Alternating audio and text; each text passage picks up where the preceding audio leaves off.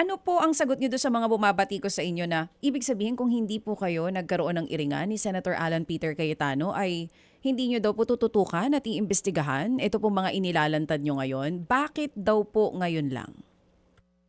Lahat yan nasa baul namin eh. Noong nagsimula kami ng sa Blue Ribbon saka sa privilege speech ko. Kaya lang, siyempre, may mga priorities ang talagang matindi noon, yung Bulacan eh. Doon kami na-focus, pati sa Occidental Mindoro at saka sa ibang lugar. Kaya yung nasama sa aking privilege speech. Pero all the time, lahat ng files na yan, nandun sa amin, hindi lang namin nakakalkal sa dami. We were overwhelmed. But he asked for it, no? Inatak niya yung integrity ko. Well, sinasabi niya sinisingle out. Hindi ko siya sinisingle out o hindi ko sinisingle out yung Taguig. Pinrioritize ko lang dahil sa ingay niya. So hindi ako magpapa-hypocrite. Talagang kinalkal namin yung Taguig. Sabi ko, mag-focus tayo rito kasi ang ingay-ingay nito. Hindi ko sabihin na, hindi, na-tempo lang. Hindi ako ganun eh. You know, I always call a spade a spade. Hindi ako yung magpapa-cute pa na, hindi, talagang yan, trabaho. Wala nang ganung usapan. Totoo yun. Talagang pinukaw niya yung ako at saka yung mga staff ko na i-prioritize namin to. At napakarami pala talaga. Mabuti na rin na hindi lang pala sa mga ibang lugar.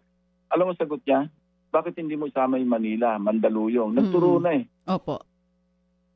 Oo, pero Senator Ping, may isusunod po ba kayong lugar bukod sa Taguig? Para po, 'di ba? Para din hindi natin matawag na selective justice po ito kagaya ng ibinabato po ng mga supporters ni Senator Alan.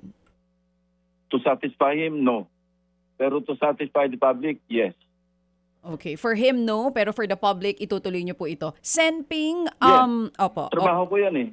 Kasi diyan naman ako nakilala mula sa pool. Mula nung dumating ako ng 2001 sa Senado. Kaya nga wala akong pork barrel eh. Kaya nga ako nung nag-privilege speech ako, di ba, living without pork. Eh, alam mo, maraming naasar sa akin mga kasamaan ko noon. Nag-privilege speech ako na dinitalye ko kung ano yung kasamaan ng pork barrel. This was as early as, I think, March of 2002 o 2003. Ganun kaaga pa lang nilalabanan ko na yung pork barrel. So, anong bago doon? Hanggang ngayon, masama ba kung labanan ko yung pork barrel? Kaya lang, sa kaiingay niya, sa katitira niya sa akin, talaga na-prioritize siya. Ngayon, may pagkalalagyan siya. Bahala siya magpaliwanag sa ombudsman. Ano? Hindi naman ako yung ombudsman eh. Of course, I will respect kung ano yung evaluation na lalabas sa ombudsman. Sa sarili kong analysis, sa sarili kong assessment, tapat yung aming pinadala doon. Sa tingin nga namin ng mga staff namin, dahil base na rin sa experience namin sa Bulacan, sa Mindoro, na may nakulong na nga, parang kung titingnan ng kung susurin ng ombudsman yung aming pinadala mga dokumento, yung pa lang wala pa yung mga additional. Parang pasado na sa threshold ng reasonable certainty of conviction. No? Pero of course, may proseso, fact-finding, preliminary investigation, file ng counter affidavit, additional evidence, etc. etc. Opo. Pero kung kami tatanungin, nagkakaisa kami sa pinadala namin mga dokumento, ando na, papunta na yan sa filing of information kung tutuusin. Yung pong whistleblower na nag-affidavit na, Senator, isa pa lang ito, meron pa bang dadagdag? Meron. Alam mo, ngayon ko lang na-realize na maraming gustong tumulong. Ano man yung kanilang motivation, basta't maraming gustong tumulong. Alam mo, we were swarmed. Ano kami? Naswamp na kami ng mga tawag. Of course, in-evaluate namin. Baka mamaya maplantingan kami, mapahiya kami. Diyan ako maingat. Hindi ako maglalabas ng mga pahayag kung ganito kung wala akong pinanghahawakan.